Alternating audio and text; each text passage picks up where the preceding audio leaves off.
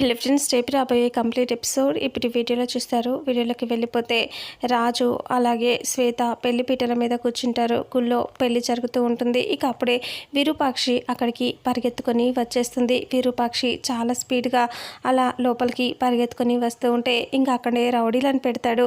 ఇక ఆ రౌడీ శ్వేత వాళ్ళ అన్నయ్య రౌడీలని పెట్టినందుకు అలా విరూపాక్షి తెలియకుండా లోపలికి పరిగెడుతూ ఉంటే ఏయ్ ఆగు ఆగు అని అంటూ ఆ రౌడీలు వెంటపడి విరూపాక్షిని ఆపటానికి ట్రై చేస్తారు. అయినా సరే విరూపాక్షి వాళ్ళని తోసేస్తూ లోపలికి పరిగెత్తుకుని వచ్చేస్తుంది.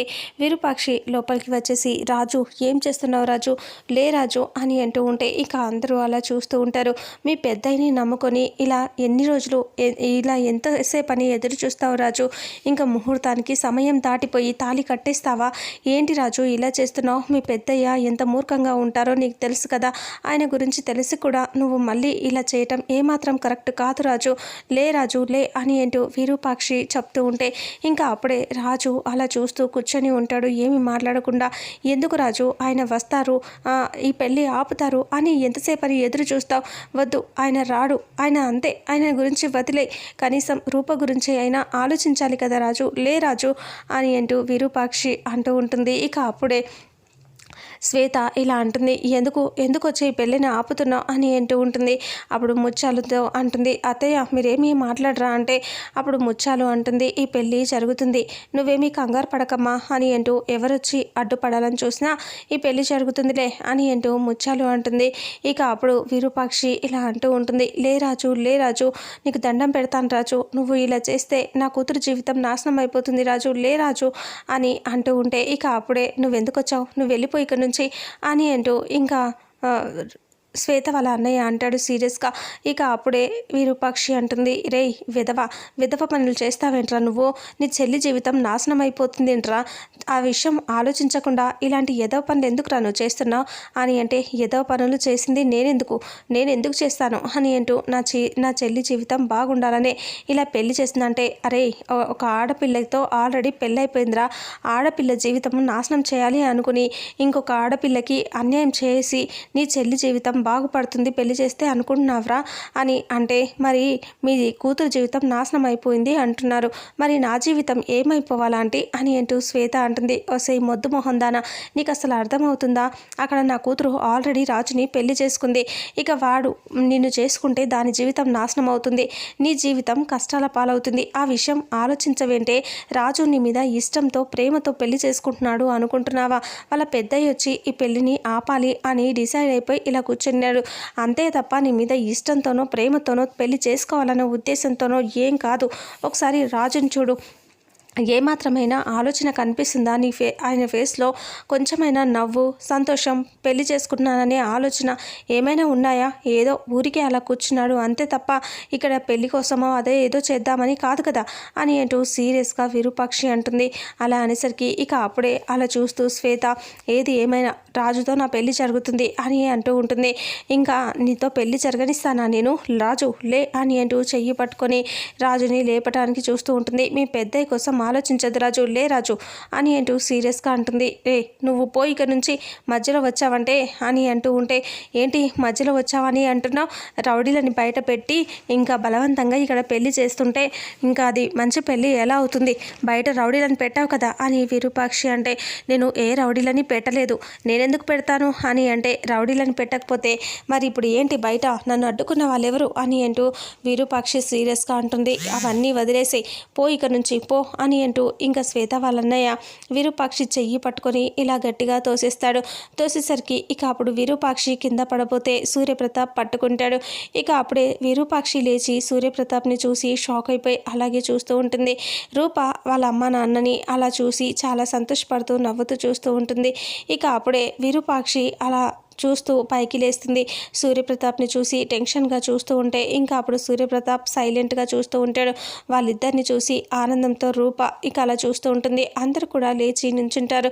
ఇక అప్పుడే సూర్యప్రతాప్ని చూసి వాళ్ళు అలా టెన్షన్ పడిపోతూ ఉంటారు. ఆ తర్వాత సూర్యప్రతాప్ అలా నిలబడి చూస్తూ ఉంటే ఇంకా విరూపాక్షి పక్కకి తప్పుకొని నిలబడుతుంది. ఇక రూప అంతకుముందు ఏం జరిగింది, సూర్యప్రతాప్ ఎందుకు వచ్చాడు ఇక్కడ చూపిస్తారు. ఇక రూప అక్కడ ఉండి అలా ఆఫీసర్ ఉంటారు కదా, ఆఫీసర్ రిపోర్టర్ వాళ్ళు మాట్లాడుకునే మాటల్ని వీడియో రికార్డ్ తీస్తుంది. వీడియోలో రికార్డ్ చేసిన అది మొత్తం వీడియో తీసేస్తుంది వాళ్ళని. అప్పుడే రౌడీలు వచ్చి రూపని పట్టుకుంటారు. ఇక అప్పుడే రూప వాళ్ళ నాన్నకి ఆమె వీడియో పంపిస్తుంది. వీడియో పంపించే లోపే రౌడీలు వచ్చి రూపని నోరు గట్టిగా మూసేసి అక్కడి నుంచి లాక్కొని వెళ్ళిపోతారు. అప్పుడు కారులో ఎక్కించుకొని వెళ్తూ ఉన్నప్పుడే రూప లైవ్ లొకేషన్ పెడుతుంది. సూర్యప్రతాప్ ఆ వీడియో చూస్తాడు. వీడియో చూసి ఒక్కసారి షాక్ అయిపోతాడు. ఇంకా వెంటనే రూప అలా పోలీసులు తీసుకొని వెళ్తూ ఆ రౌడీలు తీసుకొని వెళ్తూ ఉంటే సూర్యప్రతాప్ వెంటనే లొకేషన్ పెట్టింది రూప అంటే ఏదో ప్రమాదంలో ఉంది, నేను వెంటనే వెళ్ళాలి అనుకొని ఆ లైవ్ లొకేషన్ పట్టుకొని సూర్యప్రతాప్ బయలుదేరుతాడు. ఇక అప్పుడే రూప అలా ఏడుస్తూ ఉంటుంది. ఎంత మొత్తుకున్నా వినిపించుకోకుండా రూపని తీసుకెళ్ళి బంధిస్తారు. సూర్యప్రతాప్ లొకేషన్ పట్టుకుని వెళ్ళిపోతూ ఉంటాడు. అలా సూర్యప్రతాప్ వెళ్ళిపోయి ఇంకా పోలీసులతో సహా రూప ఉన్న ప్లేస్కి వెళ్తాడు. రౌడీలు నవ్వుకుంటూ ఇంకా ఫోన్లు చూసుకుంటూ కూర్చొని ఉంటారు. ఇక అప్పుడు రూప అక్కడ కొట్టుకుంటూ ఉంటుంది, కట్టేసి ఉంచుతారు. అప్పుడే సూర్యప్రతాప్ పోలీసులు అందరూ ఆ ఇంట్లోకి వచ్చేస్తారు. రాగానే ఒక్కసారిగా ఆ రౌడీలు భయపడి లేచి పరిగెడదామనుకుంటే పోలీసులు పట్టుకుంటారు. ఇక రూపని సూర్యప్రతాప్ నోటికున్న గుడ్డని కట్లు అన్నీ విప్పేసి అమ్మ రూప అని అంటే నాన్న అని అంటూ హక్ చేసుకుంటుంది రూప. ఇక ఏంటమ్మా ఇదంతా అని అంటూ ఇంత రిస్క్ ఎందుకు చేసావు, నువ్వు నాతో చెప్పుంటే నేనే చూసుకునేవాడిని కదా అంటే లేదు నాన్న మీరు రిస్క్ తీసుకోవాలి అని కాదు, మీకు చెప్పినా అర్థం కావట్లేదు కదా నాన్న, నా మాట కూడా మీరు వినట్లేదు కదా, రాజుకి అక్కడ అన్యాయం జరిగిపోతుంది నాన్న, పెళ్ళి జరుగుతుంది నాన్న, ప్లీజ్ నాన్న నా కోసం కాకపోయినా ఆ దుర్మార్గులు ఉన్నారు కదా వాళ్ళ కోసమైనా రా నాన్న, వాళ్ళని అరెస్ట్ చేయాలి కదా అని అంటూ రూప చెప్తే సరే అని సూర్యప్రతాప్ అక్కడ నుంచి వచ్చేస్తాడు. రామ్మ అనేసి ఇంకా అక్కడికి అలా వస్తారు వాళ్ళు. అదంతా ఇక్కడ రూప చూపిస్తుంది. ఇక అలా వాళ్ళు ఇక్కడికి వచ్చేస్తారు. వచ్చిన తర్వాత ఇక అప్పుడే సూర్యప్రతాప్ ఇలా సీరియస్గా చూస్తూ ఉంటే రూప ఇలా అంటూ ఉంటుంది, ఎందుకు వచ్చామో ఏంటో ఏమీ తెలియట్లేదా అని అంటూ ఉంటే ఎందుకు వచ్చారు, మధ్యలో వచ్చి పెళ్ళి డిస్టర్బ్ చేయాలి అనుకుంటున్నారేమో ఆంటీ చూడండి అని అంటూ శ్వేత అంటే ఎవరు వచ్చినా ఎవరు ఎంత పెద్ద మనుషులు వచ్చినా ఈ పెళ్ళి ఆగదమ్మా, నీతో ఈ పెళ్ళి జరుగుతుంది నా కొడుకుతో అని అంటే చూడు సూర్య ఎలా చేస్తున్నారో, నీ కూతురి జీవితం గురించి ఒక్కసారి ఆలోచించు సూర్య అని చెప్పి విరూపాక్షి సీరియస్గా అంటూ ఉంటుంది. ఇక అప్పుడే రూప ఇలా అంటుంది, ఏంటి ఏంటి అత్తయ్య, వాళ్ళు నీ కొడుకు జీవితం మీద దెబ్బ కొట్టిన వాళ్ళు, నీ కొడుకుని రోడ్డున వేసిన వాళ్ళతో మళ్ళీ పెళ్ళి జరిపిస్తావా అత్తయ్య అంటే నా కూతురు నా కొడుకు జీవితాన్ని వాళ్ళెందుకు రోడ్డున వేస్తారు, మీరు వేస్తారు, మీ నాన్న నా కొడుకు కంపెనీని కూల్చేశాడు, మీ నాన్న నువ్వు కలిసి ఇలా చేస్తారు, వాళ్ళు నాకు ఇంకా హెల్ప్ చేసి నాకు ఒక మెట్టును పైకెక్కించాలి అని చూస్తున్నారు, కానీ మీరు అలా కాదు కదా అని ముత్యాలు అంటుంది. అయ్యో అత్తయ్య అసలు ఆర్ఆర్ కంపెనీని కూల్చేసింది వీళ్ళు, అన్న చెల్లెలు ఇద్దరు వీళ్ళు కలిసి ప్లాన్ చేశారు అని అంటూ రూప అంటుంది. వాళ్ళెందుకు అలా చేస్తారు నేను నమ్మను అని అంటూ ముత్యాలు అంటుంది. అలా నమ్మకుంటే ఎలా అత్తయ్య అని అంటూ ఒకసారి ఈ వీడియో చూడండి అని అంటే వీడియో చూపిస్తే ఆఫీసర్ రిపోర్టర్ ఇద్దరు మాట్లాడుకుంటూ ఉంటారు.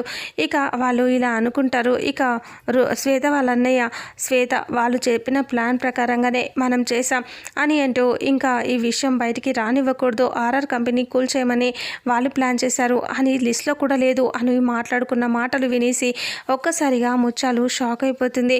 ఇక అప్పుడే ఆంటీ ఇవన్నీ మీరు నమ్మొద్దు ఆంటీ, వీళ్ళంతా ఫేక్, ఇదంతా అబద్ధం చెప్తున్నారు అని అంటూ మాతో ఇలా పెళ్లి జరగకుండా కావాలని చేస్తున్నారు అని అంటే ఇంకా అప్పుడే సీరియస్గా సూర్యప్రతాప్ రే మేము కావాలని ఎందుకు చేస్తాంరా, మీరు చేసిన మోసం కోసమే కదా ఇప్పుడు నేను ఇక్కడ దాకా వచ్చింది అని సూర్యప్రతాప్ అంటాడు. ఇక మీరు నమ్మకపోతే ఏంటి అనేసి ఇంకా ఎస్ఐ గారు అని అంటే ఆ రిపోర్టర్ని ఆఫీసర్ని తీసుకొని పోలీసులు అక్కడికి వచ్చేస్తారు.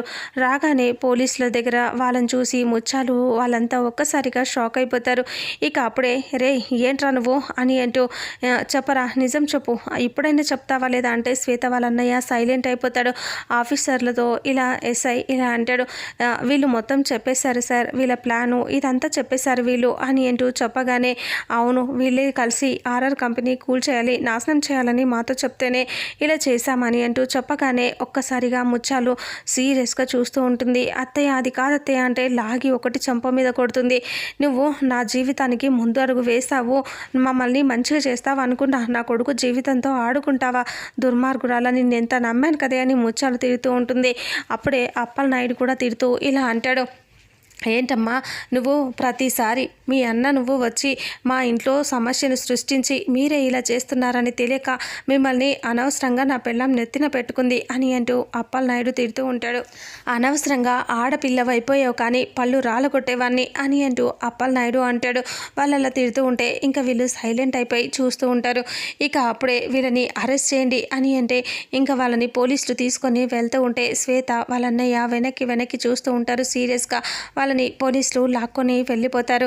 ఇక అప్పుడే రాజు అందరూ అలా చూస్తూ ఉంటారు. ఇక ఇలా సూర్యప్రతాప్ని చూస్తూ సూర్యప్రతాప్ వెళ్దామా రూపా అంటే, నాన్న మీరు ఈ పని చేసి హెల్ప్ చేసి మంచి పని చేశారు నాన్న కానీ అని అంటూ ఉంటే ఇంకా అప్పుడే రాజు అలాగే ముత్యాలతో వాళ్ళ నాన్న ఇద్దరు చెప్తూ ఉంటారు, ఆ అమ్మాయి గారు చాలా మంచి వాళ్ళు అది ఇది అని చెప్పేసి మీకు కిడ్నీ ఇచ్చారు, అలాగే వరాలకి కడుపులో బిడ్డ చనిపోయే ప్రమాదంలో ఉంటే అప్పుడు కూడా తనే హెల్ప్ చేసింది, అంతకుముందు బంగారం అంతా పెట్టించింది, అంతకుముందు చేసినవి అన్నీ గుర్తు తెచ్చి ముత్యాలకి చెప్తూ ఉంటారు. ఇక జైల్లో ఉంటే కష్టపడి ఆపరేషన్ అయ్యుండి కూడా సాక్ష్యాలు సంపాదించింది, అన్ని విషయాలు చెప్తూ ఇంకా నువ్వు ఒప్పుకోవాలి అనేసి రాజు అలాగే అప్పలనాయుడు చెప్తూ ఉంటారు ముత్యాలతో. ఇక అప్పుడే విరూపాక్షి ఇలా వాళ్ళు చూస్తూ ఉండగానే సూర్యప్రతాప్ అంటాడు, ఈ గొడవ ఇవన్నీ పక్కన పెట్టండి, ఇంకా ఆర్ఆర్ కంపెనీ నా వల్ల కూలిపోయింది కాబట్టి దానికి మొత్తం భరించి నేనే కట్టిస్తాను అని అంటూ సూర్యప్రతాప్ అంటాడు.